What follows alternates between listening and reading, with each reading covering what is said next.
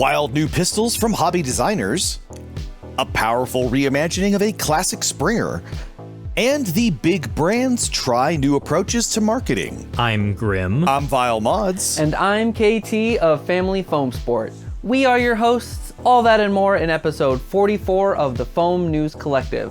Be sure to like and subscribe, and let's jump right into the news. If you've been noticing a lot of online ads featuring some of your favorite hobby creators lately, you're not alone. These videos are called user-generated content, or UGC, an increasingly prevalent form of social media marketing that allows companies to cut advertising costs by leaning on content creators. While these creators may be paid, often they're simply sent free product, sometimes in exchange for exclusivity and the opportunity to be among the first to cover a new product on a platform like YouTube, where being the first can translate into much bigger view numbers. UGC is not new to blaster brands. Many creators have long received free product from Nerf, Dartzone, XShot, and Buzzbee in exchange for review content, which is sometimes reposted to official company channels. Dartzone has reposted videos by Dr. Flux, Captain Xavier, Maritime Foam, and others, and of course last year's visit to Nerf's headquarters in Rhode Island has resulted in a ton of content about Nerf Pro and the N1 Dart from a bunch of hobby creators. Even I have had my own review content reposted by Buzzbee for products which were sent to me for that purpose. The vast majority of Dart Blaster UGC content isn't from within the hobby though. Nerf has a history of working with trick shot or stunt creators to create attention-grabbing video, and Xuru has worked with short-form content creators to place their product in a wide variety of videos, many of which have very little to do or nothing to do with dart blasting. A quick skim through XShot's TikTok reveals hundreds of videos made by creators of all sizes going back to 2020. Considering the wide variety of collaborators they've worked with on videos with thousands and sometimes millions of views, it comes as no surprise that XShot's parent company Xuru has posted a form seeking new UGC creators to work with. The form asks for Instagram and TikTok account stats, clarifying that they aren't looking for creators with their own large following, just creators who are able to make effective video. Newcomers to Dart Blaster manufacturing, science toy company NSI seem to be taking a page from Xuru's book, leaning heavily on UGC to advertise their new Siren blasters. Although they've used similar marketing techniques before with the Laser X brand, this campaign appears to be much larger, with sponsored and likely paid content appearing all over social media from hobby creators including Drac, Sophie Lightning, Wallcom, Dr. Flux, Mac Denny Gun, and Bots and Blasters, among others. Beyond the hobby, many have reported sponsored Siren content from all over the internet, much of it from creators who have never been seen with blasters before. While this isn't unusual for online marketing in general, it is new for the foam flinging hobby, where larger creators have commonly followed a free product for review model, and smaller creators have simply bought their own. The increase in UGC advertising in the blaster market represents a double-edged sword. While it makes content creation financially viable for some, and even into a living for a very small number of creators, it can result in a blurry line between opinion and paid advertisement in the hobby's media landscape. If you need a weapon, step right this way, Chief, because it looks like Printables creator Accipiter Tachiro has us covered with his Chimera design. The Endzone 90 borrows elements of Flygonio's Protean, Chance's Freerunner and Tracer, a foregrip from Quirm Makes, and Mindgonk's GNK 90 mags to create the Endzone 90, a novel and functional Nerf Halo SMG. This flywheeler is easily serviceable with takedown pins, giving you quick access to the top and an easy LiPo access via a thumbscrew in the grip. It offers HVZ safe performance with its tracer cage firing from 110 to 120 FPS in semi-auto. If you're looking to shoot your way out and mix things up a little, find links to the files and parts in the description. The Eclipse by Shoeless Historian combines the silky smooth flavor of flycore with the robustness of a vortex disc. Two great tastes that taste great together. While the Eclipse hasn't technically been released, a resurgence of interest around this pistol disc shooter may have convinced Shoeless Historian to dip their toes back into the project.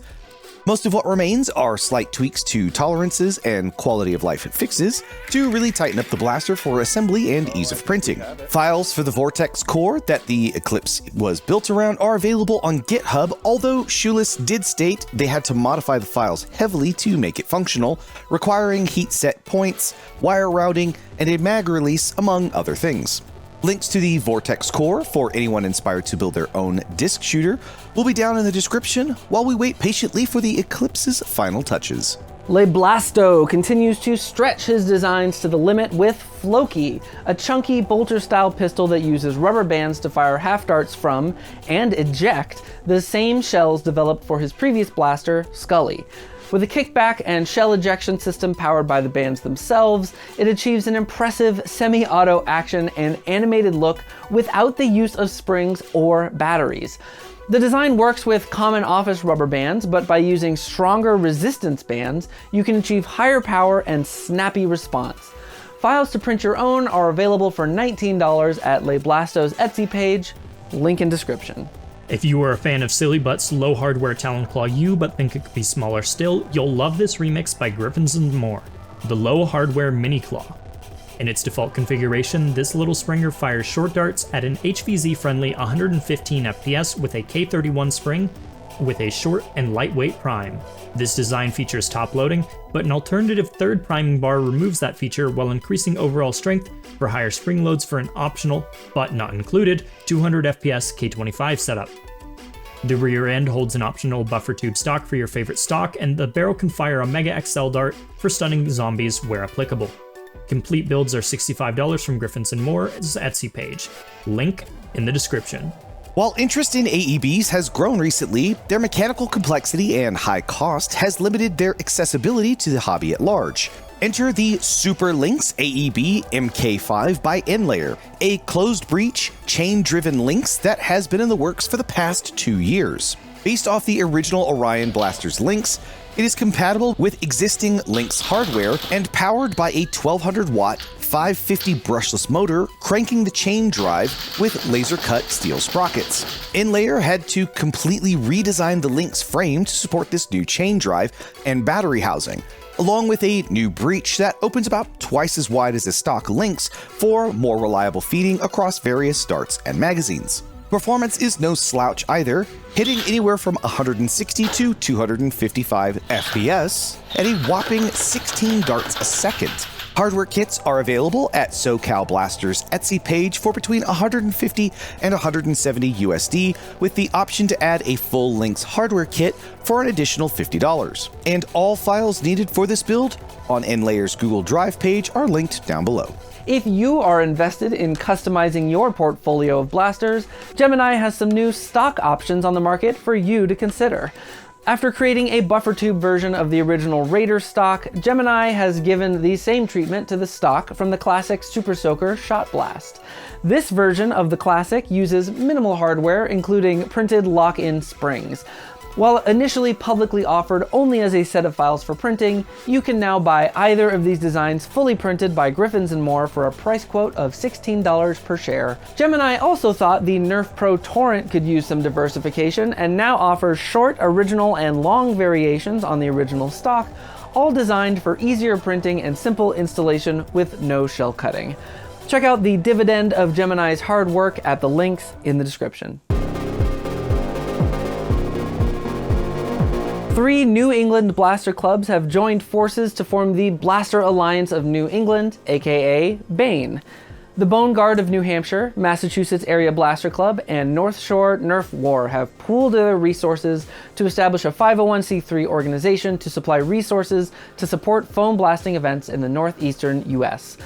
Their first event under this new umbrella is the November 9th and 10th North Shore Nerf War at Camp Dennison in Georgetown, Massachusetts. Day 1 features a full day of casual 45-minute game rounds, and Day 2 pairs casual play with a 5v5 tournament.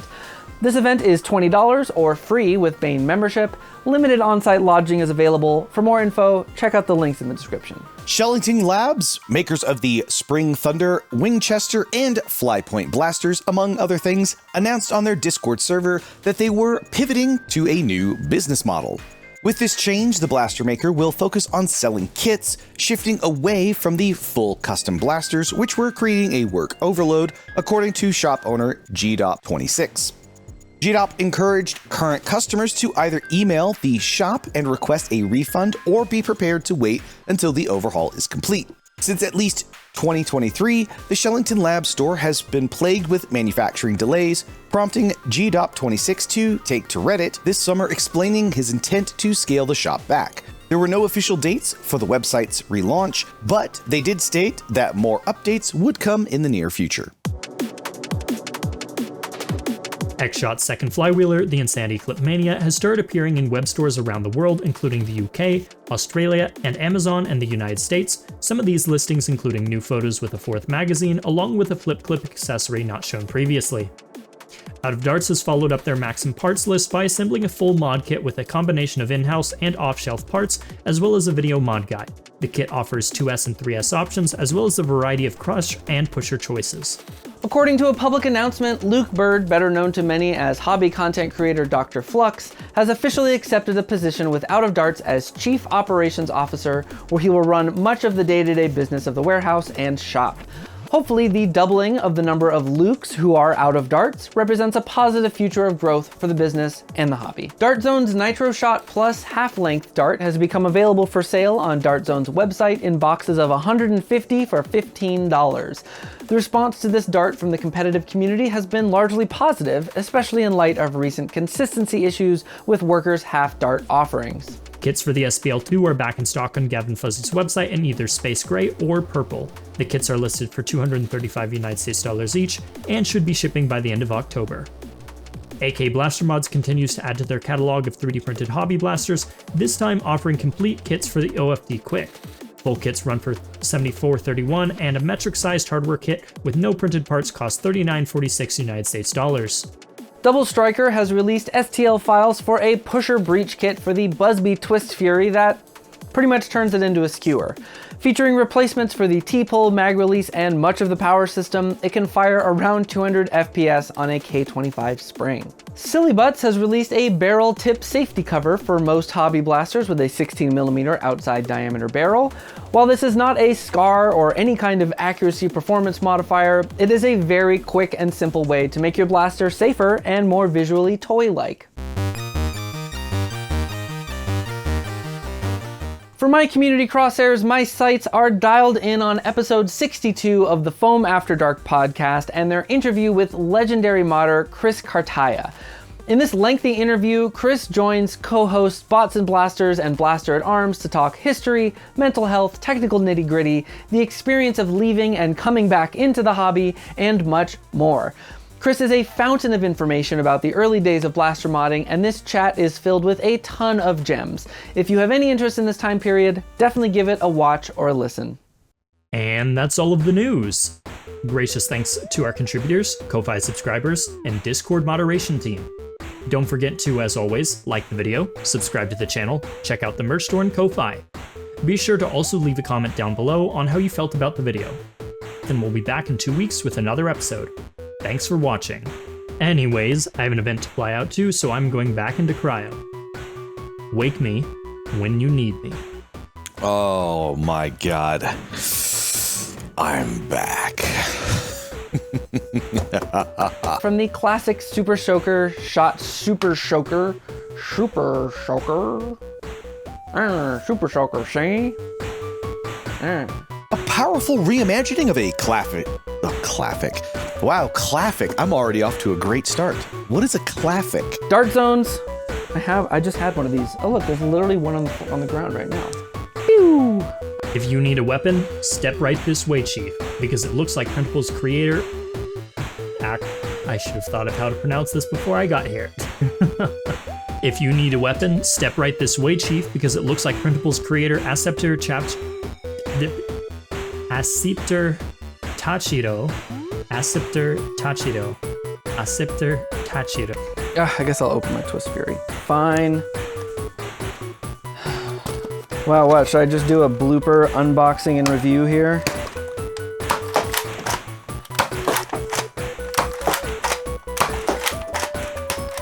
So anyway, I started blasting. While interest in AEBs has grown recently, they're mechanically mechanically, not mechanical. Perfect. Huzzah! Please still be recording.